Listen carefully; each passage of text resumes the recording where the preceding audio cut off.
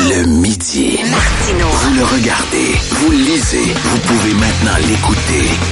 À tous les jours. Enjoy the ride. Avec Richard Martineau et Élisa Cloutier. Radio X. On passe tout de suite au prochain sujet, au premier sujet. Il y a quelqu'un qui a mis une banderole, il y a un groupe qui a mis une banderole cette semaine en disant « On ne veut pas de réfugiés syriens ». On en parle. Je suis un Québécois de souche. Ma loi 101, faut pas que tu y touches. C'est pas que je sais pas bien parler, mais je suis un colon anglicisé. À choc, les boys m'ont dit le foreman veut que tu délogues la vanne avant de puncher à peine ton chien. Alors, les cowboys fringants, bien sûr, Québécois de souche. Alors, c'est la chicane des banderoles, hein, parce que le lendemain qu'on a vu cette banderole apparaître là, on veut pas de réfugiés. Le lendemain, il y a une autre banderole qui a été mise, je pense que c'est sur l'autoroute Henri IV, c'est ça, d'un autre groupe qui disait « Bienvenue aux réfugiés, venez, on vous attend, on va vous ouvrir les bras ». Donc, nous autres, on va parler au responsable de la première banderole, Rémi Tremblay, qui est porte-parole de la Fédération des Québécois de souche. Bonjour, Monsieur Tremblay. Bonjour, M. Martineau, vous allez bien? Bonjour, très bien. Vous savez, dire Québécois de souche, vous savez que c'est très, très, très mal vu. Là. C'est comme si vous faites que il y a deux sortes de Québécois. Il y a les Québécois qui sont de souche, puis les autres qui sont pas de souche. Là. Oui, c'est sûr que notre organisation est un peu controversée parce nous autres, on affirme qu'il y a des intérêts ethniques aux Québécois de souche, tout comme la Ligue des Noirs, tout comme d'autres organisations qui sont ethniques. Donc ça, c'est évident que nous autres, on est controversés. Par contre, juste pour revenir sur votre introduction, nous ne sommes pas responsables de la bannière qui a été mise. Nous, on a félicité le geste. Par contre, nos actions sont revendiquées et celle-ci ne fait pas partie de nos actions à nous. OK, c'est pas vous qui avez installé cette banderole-là. Non, ce n'est pas vous. Est-ce que vous savez qui l'a installée? Est-ce que vous savez qui l'a installée, la banderole? Non, nous ne sommes pas au courant et même si nous savions qui l'avait installée, c'est sûr que nous, on va pas aller dénoncer le groupe ou les personnes qui ont fait ce geste-là.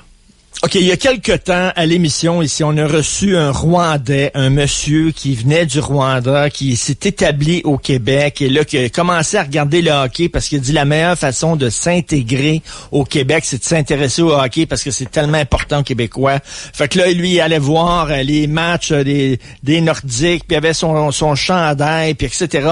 C'était un Québécois, là, veut dire qu'il soit de souche ou pas de souche. Le gars, il est venu ici, il a adopté nos valeurs, il a voulu s'intéresser aux choses qui nous intéressent. Il s'intéresse à notre culture. À notre culture. Et tout ça. Donc, c'est un Québécois. Pourquoi faire la distinction entre les Québécois de souche et ceux qui ne le sont pas? Bon, évidemment, là, vous me prenez un cas. Il y en a toujours des cas qui s'assimilent, des cas d'immigrants qui s'intègrent à la société. Et évidemment, il n'y a rien à redire sur ces cas-là. Nous, on prend le phénomène comme un phénomène comme un phénomène de société. Et c'est là-dessus que nous, on a un problème. Nous n'avons rien comme tel contre les immigrants qui viennent s'installer ici. Mais nous, on se demande qu'est-ce que les Québécois de souche gagnent avec une immigration massive comme on la vit, comme on la subit présentement.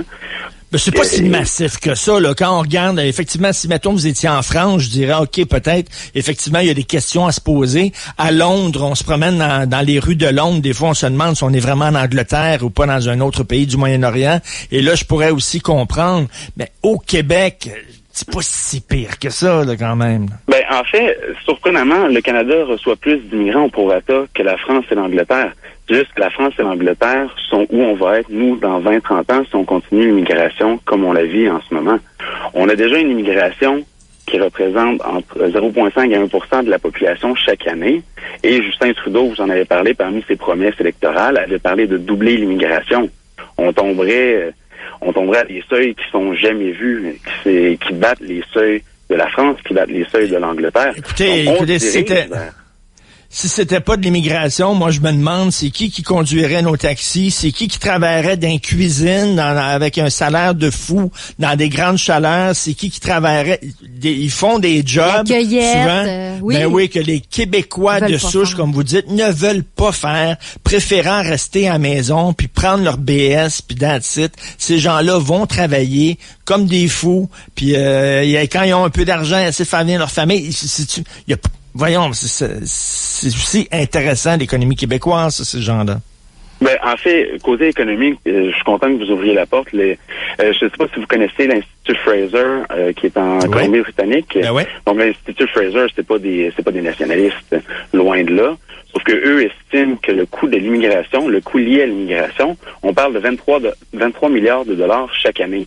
Donc, économiquement, c'est pas rentable. Pour les Canadiens, c'est un déficit qui est assez majeur, l'immigration. Et là, je reviens sur les Syriens. Vous savez que vous connaissez votre histoire, j'imagine.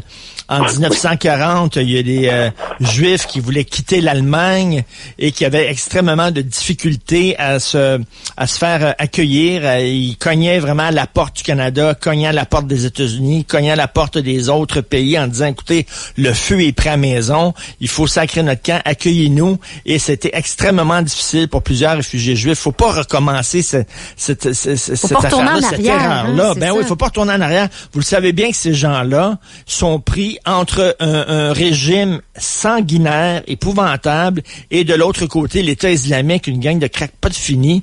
Il y a des familles là-dedans que tout ce qu'ils veulent, c'est vivre en toute quiétude et dans le confort.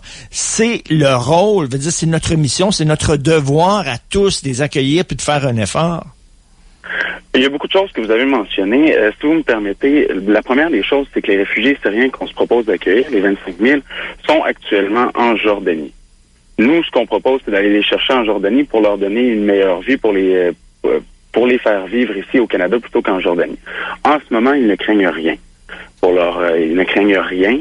Ils ne sont pas persécutés. Ils sont en Jordanie installés dans des camps.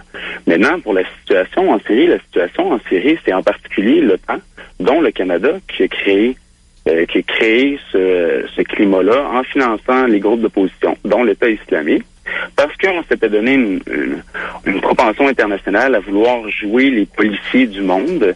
On a décidé de régler les problèmes du monde en allant tenter de renverser le gouvernement de l'Assad. Et aujourd'hui, avec la même mentalité dont on peut régler tous les problèmes du monde, on aimerait faire du Canada le refuge du monde entier. Sauf que, on n'avait aucun intérêt en Syrie à aller renverser le gouvernement Assad. Et aujourd'hui, ce n'est pas notre devoir de nous faire le refuge du monde entier. Est-ce que vous resteriez, vous, dans des camps comme ceux-là avec votre famille? Écoutez, le terme réfugié, c'est une situation qui est temporaire. Ce que le Canada doit comprendre là-dedans, c'est que nous n'avons pas à intervenir dans les affaires des autres pays. Et c'est, j'espère, la leçon que le Canada va tirer, le Canada et les États-Unis vont tirer de cette... Est-ce qu'on a bien fait d'intervenir en Allemagne? Est-ce que vous êtes en train de reprendre le discours de Patrick Huard, à tout le monde en parle, c'est-à-dire laisser les gens avec leurs problèmes? Je pense qu'on s'entend qu'on a bien fait d'intervenir en Europe dans les années 40. Pourquoi on ne le ferait pas maintenant alors qu'il y a des populations qui... Vous savez ce qui se passe là-bas, là. Les homosexuels qui sont jetés, ligotés et jetés en bas des bâtiments, les jeunes filles qui sont violées à répétition, qui sont vendus comme des esclaves sexuels dans des marchés. On peut pas regarder ça sans rien faire, monsieur. Mais l'État islamique, c'est une création de l'OTAN. C'est l'OTAN qui a financé les groupes d'opposition, dont l'État islamique. C'est justement parce qu'on a voulu aller bien faire en renversant un gouvernement qu'on a financé des groupes d'opposition, dont l'État islamique. Et je veux dire, on peut pas continuer toujours à aller commettre des bévues en finançant des groupes pour déstabiliser des régimes étrangers. Et nous, on est partisans de non-intervention internationale. On n'avait pas d'affaires en Syrie. Comme on n'avait pas d'affaires en Afghanistan, comme les États-Unis n'avaient pas d'affaires en Irak, on est en train de créer des zones où, justement, l'islamisme radical prend racine, où le terrorisme islamiste prend racine, grâce à cause de nos interventions au Moyen et au Proche-Orient. Monsieur Rémy Tremblay, on accueille des réfugiés migrants depuis les années 1700. On en recevait environ 25 000 annuellement, 10 000 réfugiés, 15 000 personnes persécutées dans leur pays. Puis maintenant, on se dit qu'on peut plus en accueillir parce que les preuves sont faites. Là, ça a pas bien fonctionné depuis les années 1700. On les accueille, on n'est pas capable de déplacer, ils se trouvent pas d'emploi, puis en plus ils payent pas de taxes. C'est ça que vous nous dites là. C'est ce qu'on a fait dans le passé, ça a été des erreurs, ça a pas fonctionné, fait qu'on arrête ça là. Dans ce cas-ci, les 25 000 réfugiés syriens, c'est quelque chose qui n'a jamais été vu. Dans la crise du Kosovo, on parle de 5 000. Et là, dans les autres crises récentes, on parle de quelques centaines, voire quelques milliers répartis sur un long laps de temps. En ce moment, le gouvernement Trudeau parle de 25 000 par année. Et je disais ce matin dans le journal qu'on n'a pas encore de façon de les loger. On pense à les loger dans des hôtels pendant quelques mois. On a parlé de bateaux de croisière. On a parlé des bases militaires. On ne sait pas, mais on sait que ça va se faire à grands coups. Le gouvernement Blais en éducation a dit oui, on fait des coupures pour les jeunes Québécois. Mais pour ça, on est prêt pour accueillir des Syriens. Là, on va débloquer des fonds. Et cette facture-là, c'est pas vous et c'est pas moi qui va la payer, c'est nos enfants. Parce qu'en ce moment, on est en train de s'endetter pour pouvoir aider des gens, alors que financièrement, on n'est pas capable. On n'est pas capable de boucler notre budget, mais on va endetter pour aider ces Syriens-là qui viennent. Ben, c'est les gens qui sont dans des situations épouvantables. Il faut se montrer aussi généreux. Monsieur Rémi Tremblay, il y a des gens qui nous écrivent en disant ouais, mais les Syriens, les réfugiés syriens, il y a peut-être des terroristes qui vont se mêler à ça puis qui vont foutre le bordel une fois arrivés ici. Moi, je dis, il faut pas non plus effectivement être un naïf puis dire que tout le monde est un grand camp scout puis tout va bien se passer. Peut-être qu'effectivement il y a des terroristes qui pourraient profiter de ça pour entrer, oui. Mais entre on ferme les portes totalement puis on les ouvre à n'importe qui sans faire de filtrage, je pense qu'il y a un juste milieu. Effectivement, il va falloir vraiment vérifier qui entre et qui n'entre pas. Mais cela dit, je sais pas si vous avez entendu un peu plus tôt cette semaine, on a parlé à Michel Junot-Katsuya, un ancien agent du SCRS, puis qui me dit, Monsieur Martineau, il y a déjà des gens, des sympathisants de l'État islamique et d'Al-Qaïda au Canada. Il y a déjà des cellules dormantes qui sont déjà ici, implantées ici. Ces gens-là sont beaucoup plus dangereux que... Pensez-vous qu'ils vont partir de Jordanie puis essayer de demander un visa pour pouvoir, statut de réfugié, pouvoir rentrer au pays? Ils sont déjà ici. Ben, les gens qui sont ici sont bien plus épeurants, là. Là encore, vous ouvrez la porte à plusieurs choses. Cette semaine ou la fin de semaine dernière, l'Association canadienne des douaniers sonnait l'alarme et disait que c'était impossible de vérifier les 25 000 qui allaient arriver. C'était impossible pour eux de gérer ça, que c'est sûr que ça allait passer au travers des mailles du filet. Même en France, le gouvernement socialiste de François Hollande, qui on va se le dire, n'est pas particulièrement perspicace, a admis que c'était très probable que des éléments de l'État islamiste en profitent pour rentrer en Occident. Maintenant, ceci étant dit, ce sont des gens, les combattants de l'État islamique au Proche-Orient, qui ont connu la violence, qui ont perpétré des violences. Ce ne sont pas des terroristes en devenir, ce sont des soldats, des combattants aguerris qui sont là pour propager le djihad. Et oui, les flots de migrants qui déferlent sur l'Occident en ce moment en comprennent. Parce que c'est surprenant, on parle de 69% d'hommes chez les migrants. C'est pas les plus à risque. Excusez, si le feu prend à côté de chez vous, puis les gens ont besoin de dormir quelque part, là, j'imagine que vous allez les accueillir. Moi, j'aurais beaucoup de difficulté à dire à mes enfants, oui, il y a des gens qui ont souffert épouvantables, des enfants qui sont dans des conditions épouvantables, et j'ai fermé la porte, je voulais pas qu'ils rentrent, ils cognaient à la porte, puis je dis, allez-vous-en, on veut pas vous avoir, parce qu'on avait peur des autres. J'aurais de la difficulté à dire ça à mes enfants, moi. Il faut se montrer généreux. Puis le Canada est un des pays les plus riches. C'est un grand pays. C'est un pays où ça va bien. J'écoutais hier, j'entendais sur nos ondes ici à Choix, Régent Breton. On peut-tu s'entendre que Régent Breton, c'est pas un gars de gauche, là? C'est pas quelqu'un qui vote pour Québec solidaire. Régent Breton, c'est un gars qui est assez à droite et qui disait lui-même, voyons donc, on est un beau pays, on est un grand pays, c'est un pays qui est riche. On est capable de faire notre effort aussi, puis de recevoir ces gens-là. Ça serait beaucoup plus responsable pour le Canada d'aider la Jordanie à accueillir les migrants, plutôt que nous de les accueillir ici avec des frais qu'on n'est pas capable de défrayer.